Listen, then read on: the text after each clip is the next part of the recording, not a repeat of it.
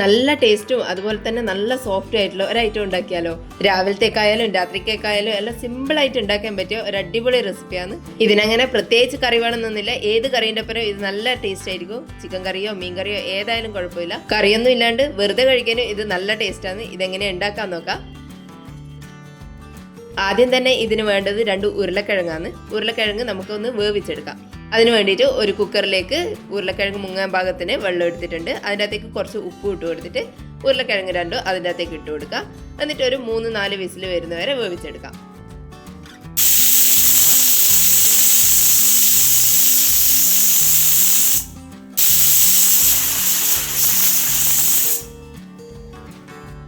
കുക്കറിലെ പ്രഷറെല്ലാം മുഴുവനായിട്ടും പോയതിന് ശേഷം നമുക്ക് ഉരുളക്കിഴങ്ങ് എടുത്തിട്ട് ചൂടാറാൻ വേണ്ടിയിട്ട് മാറ്റി വെക്കാം.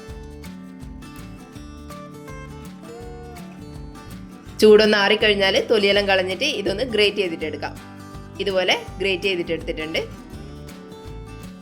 ഇനി ഇതിലേക്ക് ഒരു വലിയ പച്ചമുളക് ചെറുതായിട്ട് വട്ടത്തിലരിഞ്ഞിട്ട് ഇട്ട് കൊടുക്കാം. കൂടെ തന്നെ കുറച്ച് മല്ലിയില ഇട്ട് കൊടുക്കാം. ഇനി ഇതിൻ്റെ അകത്തേക്ക് ഒരു 1/2 ടീസ്പൂൺ ചെറിയ ജീരകം ഇട്ട് കൊടുക്കാം. കൂടെ തന്നെ 1/2 ടീസ്പൂൺ ഉപ്പ് കൂടി ഇട്ട് കൊടുക്കാം. ഉപ്പിട്ടിട്ടാണ് നമ്മൾ ഉരുളക്കിഴങ്ങ് വേവിച്ചെടുത്തിട്ടുള്ള ഒരു 1/2 ടീസ്പൂൺ കൂടി ഉപ്പിട്ട് കൊടുക്കാം. പിന്നെ അതിൻ്റെ അകത്തേക്ക് 1 കപ്പ് മൈദ ഇട്ട് കൊടുക്കാം. ഇനി ഇതിലേക്ക് ഒരു 2 ടേബിൾ സ്പൂൺ ഓയിൽ കൂടി ഒഴിച്ചു കൊടുക്കാം. ഇനി ഇത് നന്നായിട്ടൊന്ന് കുഴച്ചെടുക്കാം. ഒട്ടും വെള്ളമൊന്നും ചേർക്കേണ്ട ആവശ്യമില്ല. നമുക്ക് ഉരുളക്കിഴങ്ങിൽ തന്നെ ഇത് കുഴച്ചെടുക്കാനുള്ള വെള്ളം ഉണ്ടാവും. അതുകൊണ്ട് ഒട്ടും വെള്ളമൊന്നും ചേർക്കാണ്ട് നന്നായിട്ടൊന്ന് കുഴച്ചെടുക്കുക. അതിനുശേഷം കുറച്ച് ഓയിലും കൂടി തടവിയിട്ട് ഒരു 10 മിനിറ്റ് വരെ റെസ്റ്റ് ചെയ്യാൻ വേണ്ടിയിട്ട് മാറ്റി വെക്കാം. 10 മിനിറ്റിന് ശേഷം ഇതുപോലെ ചെറിയ ചെറിയ ഉരുളകളാക്കിയിട്ട് മാറ്റി വെക്കാം. ചപ്പാത്തിക്കെല്ലാം ഉരുളകളാക്കുന്ന പോലെ. ഇനി ഇതൊന്ന് പരത്തിയെടുക്കാം. പരത്തുന്ന സമയത്ത് കുറച്ച് മൈദ കൂടി ഇട്ട് കൊടുക്കുക. ചപ്പാത്തിക്കെല്ലാം പരത്തിയെടുക്കുന്ന പോലെ വളരെ തിന്നായിട്ട് പരത്തിയെടുക്കാം. ഇതുപോലെ നന്നായിട്ട് പരത്തിയെടുത്തിട്ടുണ്ട്. ഇനി ഇത് നന്നായിട്ട് ചൂടായിട്ടുള്ള ഒരു പാനിലേക്ക് ഇട്ട് കൊടുക്കാം. എന്നിട്ട് ഇതിൻ്റെ മേലെ കുറച്ച് ഓയിലൊന്ന് ഇതുപോലെ തടവി കൊടുക്കാം.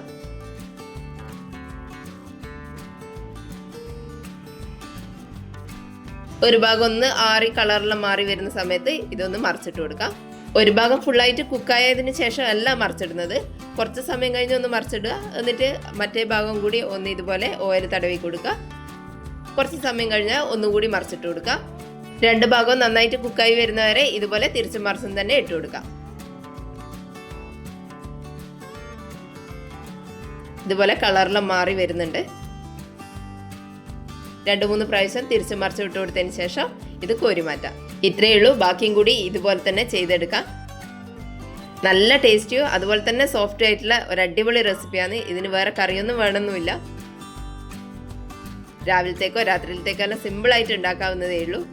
എല്ലാവരും ഒന്ന് ഉണ്ടാക്കി നോക്കിക്കോ. വീഡിയോ കണ്ടിട്ട് ഇഷ്ടപ്പെട്ടിട്ടുണ്ടെങ്കിൽ ഒന്ന് ലൈക്ക് ചെയ്ത് സബ്സ്ക്രൈബ് ചെയ്യണേ. Thank you.